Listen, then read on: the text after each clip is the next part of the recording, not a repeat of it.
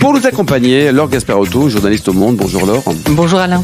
Et Philippe Forbach, meilleur sommelier du monde. Bonjour Philippe. Bonjour Alain. Pour bien commencer cette émission, Une Ville au Sud Radio a le grand plaisir d'accueillir Pierre Dufort du domaine de Rimoresque. Bonjour Pierre. Bonjour Alain. Le nom, il vient d'où alors, Rimoresque? Ça veut dire quoi? Alors en fait, c'est la contraction de deux mots. Rimoresque se trouve au pied du massif des Morts et est traversé par un ruisseau qui était autrefois une rivière. Le Réal Moresque et de deux mots, on en a fait un au fil du temps pour devenir Rimoresque. Et l'historique, il date de quand? Il appartient à qui aujourd'hui alors?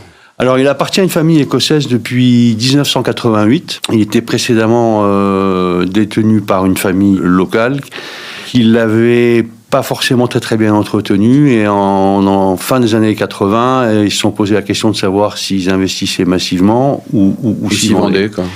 Et donc Andrew Wims, qui a fêté ses 100 ans cette année, a racheté la propriété et a entrepris des travaux assez importants dès 1989. Et les derniers travaux importants concernaient la rénovation de la Bastide. On les a terminés en 2018, je crois. Il n'y a pas très longtemps, quoi. Est-ce qu'il boit toujours à un siècle un petit verre de vin midi et soir ou pas? Toujours. Midi et soir. Un vrai Scottish, comme on les aime. Un vrai Scottish. Laure. Combien d'hectares avez-vous? Pouvez-vous nous décrire un peu la propriété? Alors, on exploite 60 hectares. Aujourd'hui, on en a 54 plantés. Donc 6 qui seront plantés pour partie l'année prochaine et pour partie dans 2 ans. Suivant les millésimes, on produit environ plus ou moins 50% de rosé. Ça, c'est une des caractéristiques de Rimoresque. Seulement 50%. Oui, c'est ça, c'est ce que vous voulez dire, Oui. c'est ça seulement, quoi. Ouais. Et autour de vous, c'est quoi? C'est 80% de rosés qui sont produits dans les propriétés? Oui, même plus, oui. Ah oui. Et on a toujours produit un peu de rouge. Donc, Mais les blancs sont très bons chez vous. Hein. Oui. Alors, on a un terroir qui est particulièrement adapté à la production de blanc. On se trouve sur le piémont nord du massif des Morts, donc sur des terres de grès de mica-schiste. On a planté pas mal de rôles. Fin des années 70, il commençait à y avoir du rôle. Philippe Forbach, le rôle, un petit mot, c'est son seul petit nom Le rôle, c'est un joli nom. C'est le vermentino italien, finalement, qu'on trouve aussi en Corse, en Sardaigne, enfin, dans pas mal d'endroits du bassin méditerranéen, et qui porte le nom de rôle avec 2 LE en France, et qui fait des beaux jours, j'allais dire, des blancs du Sud, qui est souvent associé à la clairette, par exemple, donne de très beaux résultats, mais même seul. En monocépage, ça fonctionne bien aussi. On en trouve sur tout le pourtour méditerranéen français, mais surtout en Provence, un peu dans le Languedoc, pas franchement dans le Roussillon, et puis beaucoup en Italie, Ligurie, et puis la Corse et la Sardaigne, comme je l'ai dit tout à l'heure, bien sûr. Laure. C'est un cru qui a été classé en 1955, Rimoresque. Ça fait partie quand même des fers de lance, aussi, des stars de la Provence. Oui. Alors, une star, je ne sais pas, mais un cru classé, ça c'est certain, dès 1955. Alors, c'est un processus qui avait commencé juste après la guerre. Alors, expliquez-nous, parce qu'on connaît un peu plus les crus classés du côté de Bordeaux. Hein. Qu'est-ce qui s'est passé en Provence alors? En fait, le classement en Provence, c'est la marque qui est classée. C'est le nom qui est classé. Et les critères de sélection étaient relativement simples. Il fallait que les candidats produisent 100% de ce qu'ils vendaient et qu'ils mettent en bouteille la totalité de leur production avec leur nom sur l'étiquette. Alors, il y avait des contraintes liées au terroir, mais enfin, le terroir en Provence est tellement diversifié. Donc, c'est un processus qui a pris pas loin d'une dizaine d'années. Il y avait quand même de la dégustation, on n'achète pas sur titre aussi. Alors, j'étais pas là pour vérifier. Philippe Forbach. On peut l'imaginer, mon cher Alain. On peut l'imaginer. Mais c'était surtout, effectivement, comme le disait Pierre, les gens qui avaient une vraie marque identitaire sur des terroirs, effectivement, même si c'était diversifié avec une certaine personnalité, et puis surtout qui mettaient en bouteille. Parce qu'on vendait beaucoup en vrac, beaucoup en coopérative, beaucoup en négociant, beaucoup à l'époque, c'est beaucoup de négociants. Et aujourd'hui, commercialement, c'est vraiment important d'être en cru classé 1950. Alors bien sûr que c'est important, de la mention cru classée, c'est une plus-value indéniable commercialement, et plus particulièrement à l'export. Lorsqu'il y a plus de 20 ans, on a démarché des marchés un peu lointains, par exemple comme l'Australie, en arrivant avec la mention cru classée, ça fait chic. Voilà, on passait devant tout le monde. Il est révisé ce classement ou il est immuable?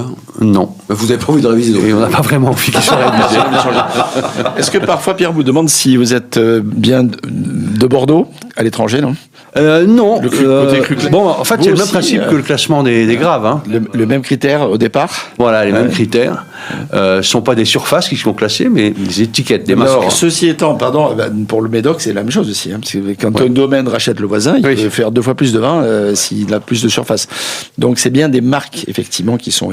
Mais c'est une plus-value, mais aussi, il faut à tout prix ne pas dévaloriser la mention. Donc, c'est aussi une charge qui est pas négligeable. Hein. Est-ce que tous les crus classés de Provence sont bons?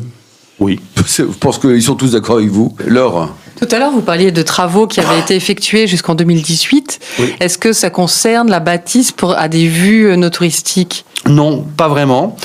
Ça a surtout concerné le vignoble au départ, hein, parce que les vignes étaient très très âgées et parfois très clairsemées. Ensuite, il a fallu construire un chai de vinification, puis un chai d'élevage. Et les bâtiments, on a une magnifique bastide qui est louée notamment l'été en gîte et qui nous permet d'accueillir nos clients, notamment nos clients étrangers, et de les loger sur place. Laure? Mais le no-tourisme n'est pas pour vous un sujet. C'est pas la volonté des propriétaires. Je serais tenté de dire malheureusement, mais c'est pas du tout leur volonté. Et vous vendez aussi beaucoup de vos vins en Écosse? Non, alors paradoxalement, peu. Et est-ce que votre rouge s'adapte bien à une panse de brebis farcie, par exemple, ou pas du tout? Alors on a essayé il y a quelques années. C'est compliqué. C'est compliqué. L'agneau va mieux pour le... Oui, l'agneau, le gibier. Ça, là, vous parlez des rouges, hein, bien sûr. Oui. Ouais. Et sur les blancs, parce que c'est vrai que vos vins sont très intéressants, qu'est-ce qu'on peut imaginer comme type de plat? Tout dépend de l'âge des vins et puis du process de vinification. Sur des blancs qui sont vinifiés, élevés en cuve rapidement et mis en bouteille l'année suivante. Bon, je pense que les poissons méditerranéens, Philippe Forbras, c'est clair. Ouais. Le bar, notamment... le loup. Hein, le loup, c'est vrai. Oui. La dorade aussi. La dorade. Ouais. Le pagre, enfin tous ces poissons méditerranéens. Ouais. Je voulais revenir sur les rosés parce que c'est quand même 50% de votre production. Aujourd'hui, le rosé, j'ai l'impression, un peu le problème de commercialisation, non? Comment ça se passe pour vous? Je pense pas que ce soit un problème. Je pense que le problème, ça a été une croissance qui a été un peu exponentielle, trop rapide et importante. Je pense que le marché aujourd'hui s'est stabilisé, mais les consommateurs sont pas idiots. Donc aujourd'hui, lorsqu'ils achètent un rosé, ils veulent avoir avant tout du plaisir. Et vous arrivez à les vendre à quel prix vos rosés? Parce que parfois on se dit pour le rosé, il y a un plafond de verre, on veut un petit rosé bien frais, mais pas cher. Alors, je pense pas qu'il y ait de plafond de verre pour le rosé, pas plus que pour toute autre couleur en Provence. Au caveau, nos premières cuvées, la cuvée classique, on est aux alentours de 13 €. D'accord. Mais on a un autre rosé qui est la cuvée R, on est là à 20 €. Et ensuite, on a un rosé de saignée. Il est de quoi? T'as 30?